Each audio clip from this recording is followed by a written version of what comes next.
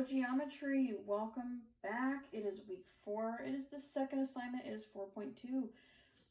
The first assignment in week 4, 4.1, we wrapped up the tangent ratio. That was our first basic trigonometry function that we were looking at. Now we're going to finish looking at the other two. These are just the really basic ones. I do want to cover these, and I think we will move on after that. But we're going to look just at sine right now. And I just want to remind you again that trigonomic ratios, it's a ratio between two sides of a right triangle, okay? We've already covered tangent, and I'm going to put this off to the side. Tangent was opposite over adjacent. So if you had tangent of an angle, theta, then it's this ratio of the opposite side from theta over the adjacent side of theta next to theta here, this angle. We're going to look at sine today. Sine is opposite over hypotenuse, okay?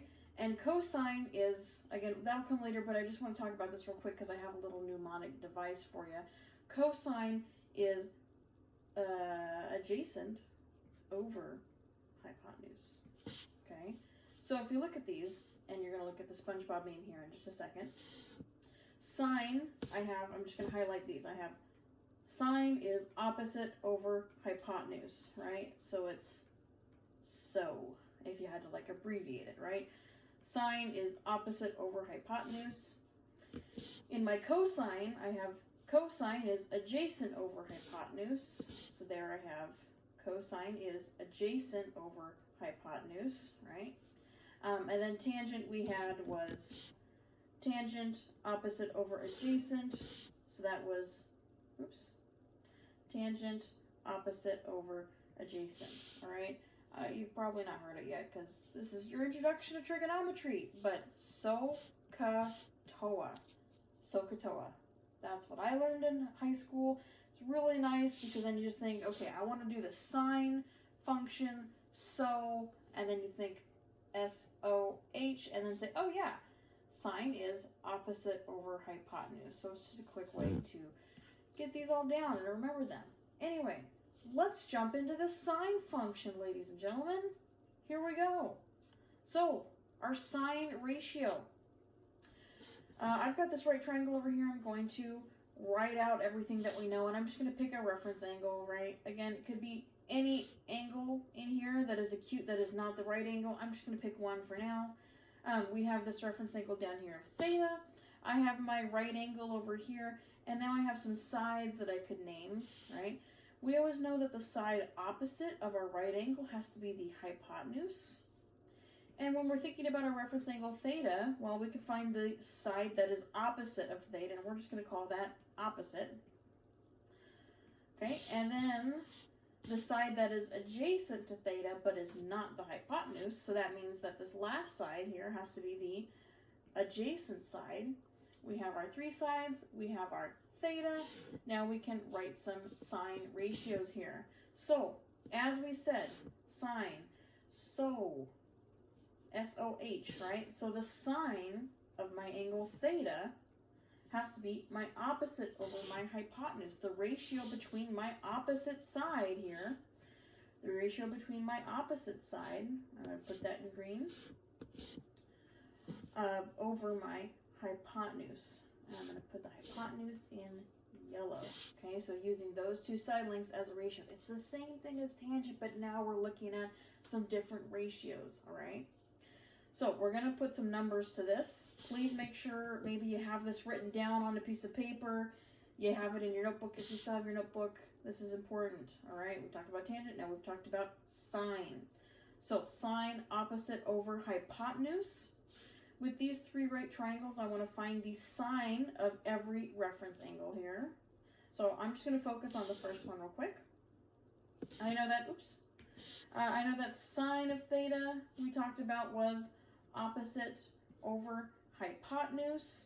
I'm going to identify the opposite side and the hypotenuse in this first right triangle according to our reference angle. So my opposite side is the side that is, again, opposite of my angle theta, right?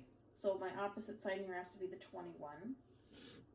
And the hypotenuse is the side that is opposite of my right angle, right? It's actually the longest side in our triangle, if you remember that, back from when we were talking about, like, relative things in our right triangle. That was a long time ago. Anyway, the hypotenuse is the longest side of your right triangle. It's the one that's opposite of your right angle. So now I have my hypotenuse is 29. So my sine of theta, sine of that angle theta is opposite, is the 21 divided by my hypotenuse of 29, okay? You could divide those numbers and get a decimal, or you could leave it like that. That's fine. Again, this is a ratio, all right? The ratio between those two sides, the 21 and the 29. Let's look at this next one, all right? I have my reference angle theta. Again, I'm just going to rewrite it all so we see sine of theta is opposite over hypotenuse. The opposite side from my angle theta is 6. So I know so far sine of theta has to be 6 over. And then here, my hypotenuse, again, the longest side, or the side that is opposite of my right angle, 10, sine of theta equals 6 over 10. And if you want, you can even simplify that down, because, I mean, hey, 2 goes into both of those, right? I could simplify that down to 3/5. So sine of theta, you have this ratio of 3/5. Okay, in this last triangle, hey, why don't you just go ahead and pause it and try it yourself. Hit pause. All right, you've come back. You're ready to go over this one. Again, I'm just going to write this all out. Sine of theta equals opposite over hypotenuse. And let's identify our opposite side. Well, for my theta, I'm just going to look at the side that's opposite theta. It's that 12. So sine of theta equals 12 over my hypotenuse, my longest side, or the side that is opposite from my right angle, over 15. And you could simplify that one down because 3 goes into both of those numbers. You could simplify that down to sine of theta equals 4 over 5. All right, again, they're just a ratio. There we go. Make sure you're able to write some sine ratios here according to some reference angles.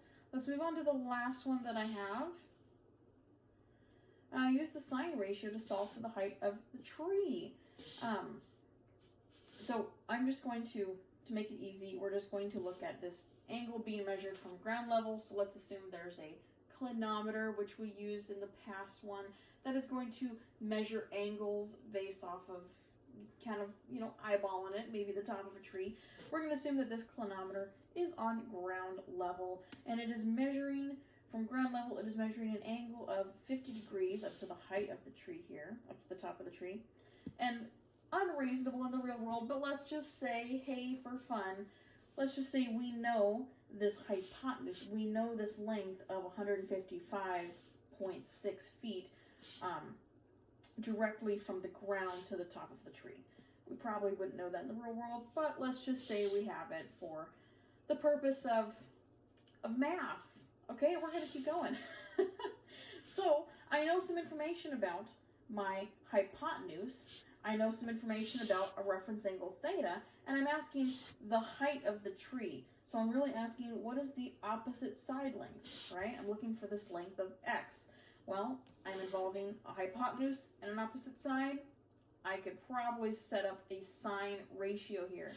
So I'm going to say sine of theta, I'm just going to write it all out again. Sine of theta equals opposite over hypotenuse. You're going to get tired of me saying these all the time.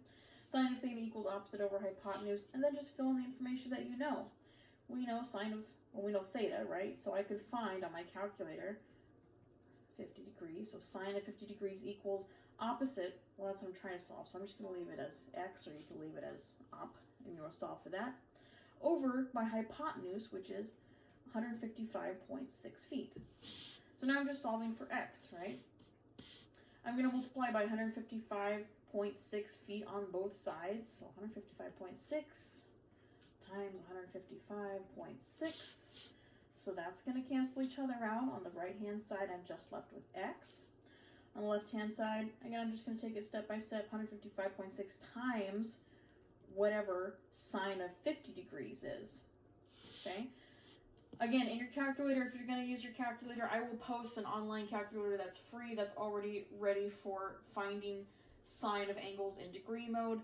Make sure your calculator is in degree mode, and then you can type in sine of 50, close the parentheses, and you're going to get a crazy decimal. You're going to get 0.766044, yada yada yada, equals x, and then your last step is to multiply these two numbers, and I get 119.1965 feet. So the height of the tree is roughly 119 feet tall. Okay, so again, it's the same kind of thing, but now we're looking at a different ratio. We're setting up with different side lengths, and we're able to solve. Again, it's just another button on our calculator. All right, let me know if you have any questions. I'm going to assign a couple more problems because I think we're getting into the swing of things, so there's going to be a little bit more. I'm kind of bumping you up as we go, getting ready for this. Other than that, I think next time we come back, we will look at the inverse of sine, all right, which is similar to the inverse of tangent, but again, just different way of doing it, different process. It'll be all good. Wonderful, wonderful. Thank you guys. Have a great day, and I will see you later. Let me know if you have any questions. Bye.